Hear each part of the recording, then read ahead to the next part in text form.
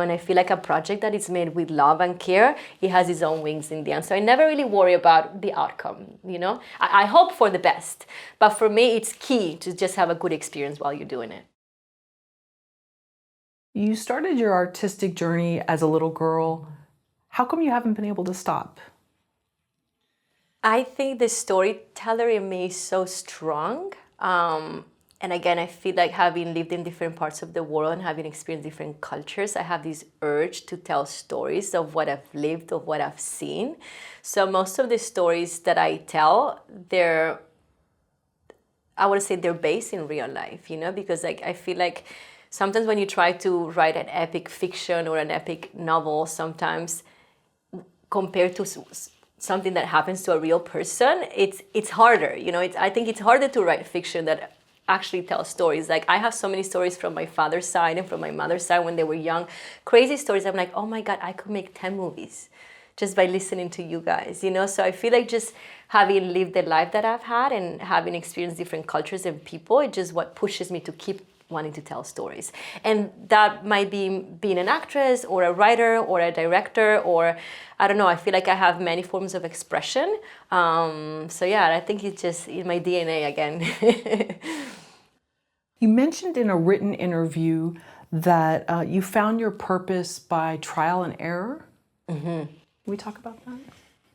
Yes. I remember when I moved to New York, I always knew that I wanted to be an actress. I started acting in Colombia in a TV show, and then I moved to New York because I wanted to continue studying acting, and I wanted to I wanted to know what method acting was and all this. So I went in that path, and then for many years, it's hard to find work as a full-time actor. Like every actor, we had this joke in New York. It was like, oh yeah, I'm an actor. Oh, which restaurant do you work at? Like every actor kind of needs to have a side job.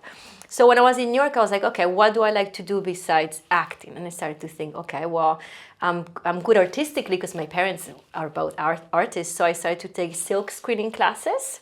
And I learned how to print and design my own t-shirts, pillows. I did a whole batch. And, I sold some of them. I give most away to my friends.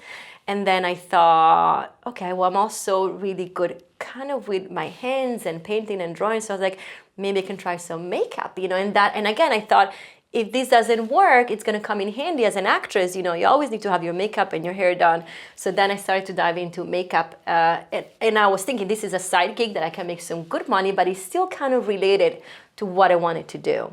So I did that, and I did it for a few years. And then I realized that wasn't my passion, that it was something that I enjoyed doing it, but it wasn't really what I saw myself doing it for the rest of my life.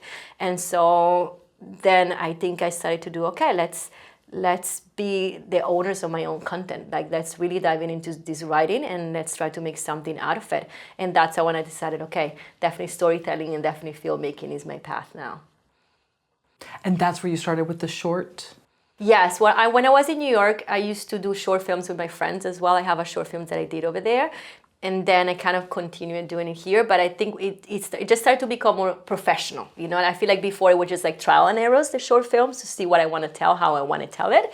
And then after the viral video, I was like, okay, now my standards needs to go up, because now we're out in the world and people know about us. So we need to have good products. So that's when I said, let's make our own company. So my husband and I, we created Dos Almas Films. We made an LLC. We went all legit. And so from there, it just been like, okay, how can I keep upgrading my skills? Because as if you want to grow bigger, you have to get bigger yourself, So I learned more about, filmmaking and just connecting with people that have the same passion too. And the production value for I Am Migration, the documentary, is so top-notch. Did you use drone footage? Yes, my husband learned how to use a drone. Wow. So all the drone footage is him. And then we have a cameraman and his assistant coming from Colombia, and they help us with all the other shots. But it was just the four of us. It was very little production. It was just the four of us. We shared the same RV for 2 months. So it was but I think we were very careful about the details. It was like, because we have also a very limited budget. So it's like, okay, how can we use what we have and make it look, kind of bigger than what it is? And I think it was just like honing into each one's talent, because my husband, he's an an artist, he's a painter and he's a sculptor, so he has a fantastic eye for composition. So I knew he was going to kill it as a drone operator, you know. And some shots he's also shooting sometimes, you know, we were shooting with B-rolls and stuff. So he had this great, I was like, okay, that's you, that's what you're going to do. And because I've been, you know, involved I've been acting my whole life, I knew what it meant to be a director. So we kind of split. It was like, he's like, okay, you direct, you know, I'll do the drone shot, and we both produce. And that's how we've been working so far. What are some of the biggest challenges you face day in and day out as a quote-unquote artist, whatever art you're engaging in? Finding funds to make what you love. Because most of Abrazo, my short film, it was made out of my savings. I am migration. Luckily, we had some money funded. So it's like finding the means. And sometimes you have kind of like to trust the process, and you got to get stuff done. That's the point, right? You got to find the means. I know it's hard at the beginning, and that's the challenge. And hopefully someone is going to see your process and be like, oh, I love what you did, like with the viral video. How can we help you fund your next project? And I think that's the struggle, and also not giving up, because I know as an actress, so many times you're like, oh, I'm not getting auditions, I'm not getting this. Maybe I should do something else, which is fine, but like just stay in. It's hard. It's really hard as an artist, because, you know, we're still trying to find a way to make means, you know, we're still trying to get to that spot, you know. It's hard, but you just kind of got to keep being constant and don't lose hope. Is there the art that you do for yourself and then the art that you know will sell and you do it for that reason? No, I've always done my art for myself and hoping that if someone likes it, it will sell. So I'm not at that point yet.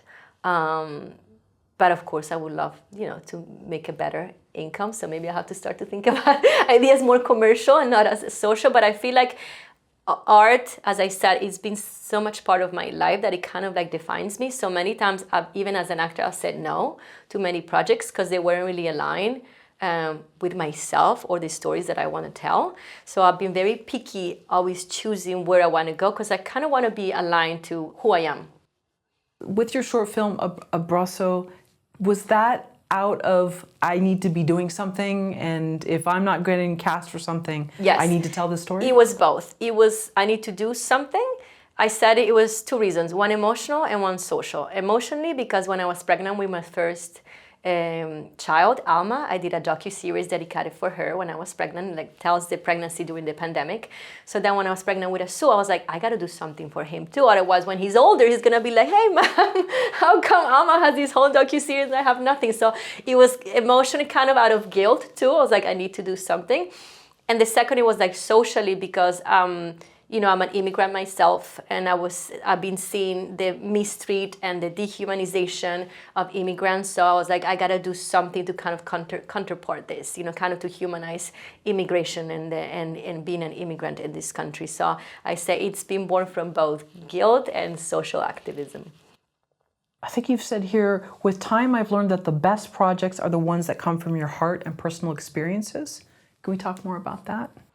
Yes, I'm all about the process and not the result. I've always been like that. I think maybe it comes from being with my mom and my dad in the puppet theater, because, you know, when you're doing street life performance, so many things can go wrong.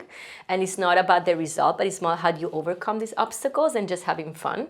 So I was raised with these beliefs, and I feel like with filmmaking, you know, there is so many ways to have a great time, but you can also have a terrible time if, you know, I've had directors that were very hard. I have directors that made me cry.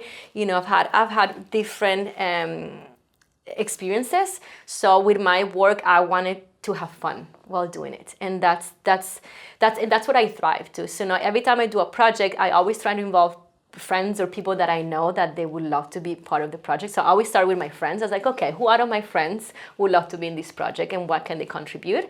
And then with Abrazo, we did that. I think 80% of the people were friends of mine that have worked already with them. And then 20% we casted, or we look for other people who could work. So I'm all about having a good time on set. And I think like that, magically somehow it always ends up representing in the end, you know. And I feel like a project that is made with love and care, it has its own wings in the end. So I never really worry about the outcome, you know. I hope for the best, but for me it's key to just have a good experience while you're doing it.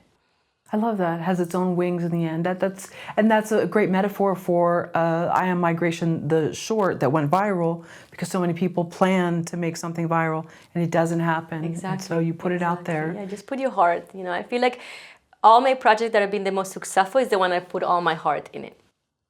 And you say you're an optimist. Mm-hmm. Can you talk about how your heart has led you to projects? Yes, I can tell you this. When we shot Abrazo, for example, my first assistant director, who was my co-writer in the movie, he was going to come from Puerto Rico and be the assistant director. And unfortunately, he couldn't come because he was finishing his feature film.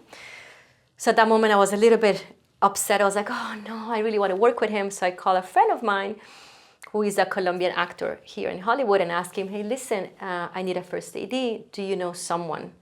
And he tells me, I don't know, but send me the script. I sent him the script. He was like, I love what you wrote. Can I be your first AD?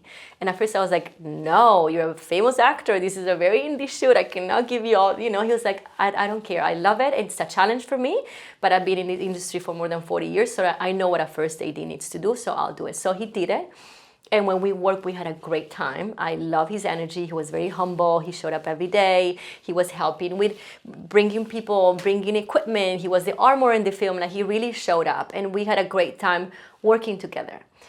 And after that, a month later, he calls me and he says, like, hey, listen, I have this opportunity to pitch projects to this big film studio company.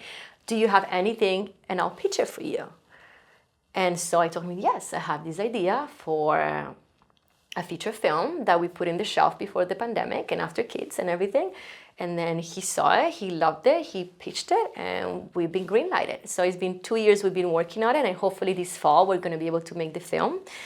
But again, it happened because him and I had a good time working together. Like, I would have never got to this point of pitching an idea to a major studio, because I don't have those connections, if it wasn't because I work with him and we had a good time. So it's the same with the viral video. Like, I feel like because my husband and I, we put all our good intentions, something bigger happened in the end.